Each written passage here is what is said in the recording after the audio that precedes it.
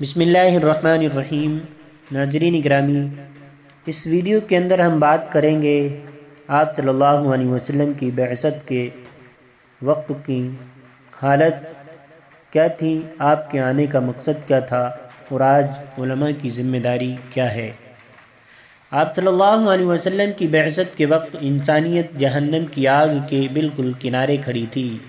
اللہ نے ان پر فضل فرمایا اور آپ کو رحمت و ہدایت کا پیکر بنا کر مبعوث فرمایا۔ اس طرح اندھیروں میں بھٹکتی انسانیت کو روشنی کا چراغ اور اس کے ڈوبتے سفینے کو سہارا مل گیا۔ ارشاد باری تعالی ہے، وَكُنْتُمْ عَلَى شَفَا حُفْرَةٍ مِّنَ النَّارِ فَأَنْقَذَكُم مِّنْهَا۔ سورت نمبر 3 سورہ آل عمران آیت نمبر 103۔ تم آگ سے بھرے ہوئے ایک گڑھے کے کنارے کھڑے تھے، اللہ نے تم کو اس سے بچا لیا۔ اس وقت روئے زمین پر انسانوں کی تقریباً 8 ارب 800 کروڑ آبادی ہے۔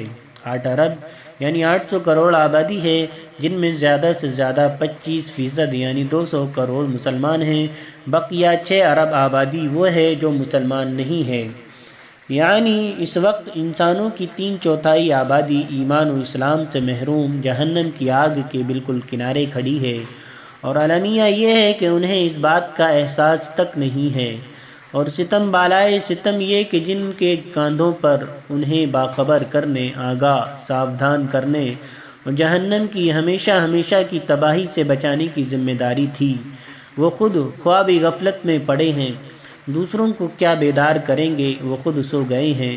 وہ دنیا کی ظلمتوں کو کیا رفع کریں گے، ان کے چراغ خود ٹمٹماتے ہوئے نظر آ رہے ہیں۔ وہ انسانیت کو ایمان و اسلام کی دعوت کیا دیں گے، ان سے خود ایمان و اسلام کا دامن ہاتھ سے چھوٹتا جا رہا ہے۔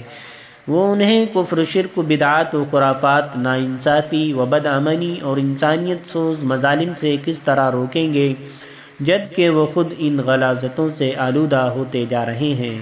ایسے حالات میں وارثین انبیاء علماء اکرام کی ذمہ داری دو بالا ہو جاتی ہے۔ ایک طرف جہاں امت مسلمہ، امت اجابت کی درست رہنمائی، ان کے اندر حقیقی دینداری، شعوری اسلام اور دعوتی و اصلاحی جذبہ بیدار کرنے کی ذمہ داری ہے، وہیں اقوام عالم امت دعوت کو دعوت و تبلیغ، انداز و تبشیر اور حق و باطل کی نشاندہی کے ذریعے ہمیشہ ہمیشہ کی جہنم سے بچانے یا کم از کم انہیں آگاہ ساودھان کرنے کی ذمہ داری ہے۔ سبق پھر پڑھ، صداقت کا، عدالت کا، شجاعت کا، لیا جائے گا تجھ سے کام دنیا کی امامت کا۔ ویڈیو اچھی لگی ہو تو لائک کریں، چینل پر نئے ہو تو سبسکرائب کریں، ویڈیو کو شیئر کریں۔ شکریہ۔ السلام علیکم ورحمۃ اللہ وبرکاتہ۔